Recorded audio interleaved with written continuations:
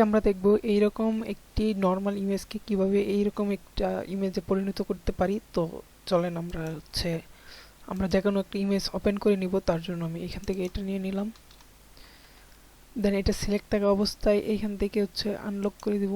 তারপর এইভাবে ডুপ্লিকেট করে নিতে পারি বা কন্ট্রোল জে দিয়ে একটা ডুপ্লিকেট করে নিতে পারি। দেন আমরা কন্ট্রোল আই দিয়ে ইনভার্টস করে নিব। এখান থেকে কালার ড্রাগ এটা সিলেক্ট করে নেব।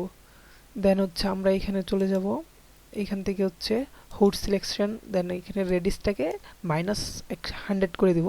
তারপর এটাকে অফ করে দেব। F7 দিয়ে আমরা আবার লেয়ারটাকে নিয়ে আসবো। দেন এইখানে F7 ফাংশন কি যে F7 ওইটা।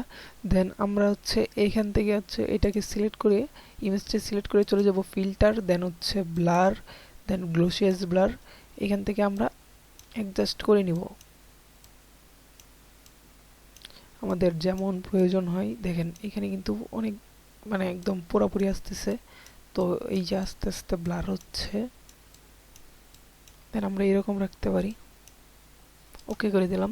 তারপর আমরা এখান থেকে এই যে কার্ভস এটাকে সিলেক্ট করে নিব।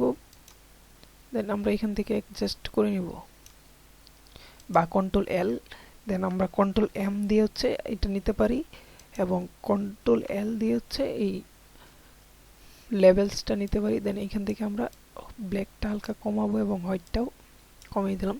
দেন ওকে করে দিলাম। দেন আমাদের কিন্তু একটা বেটার লুক চলে আসছে।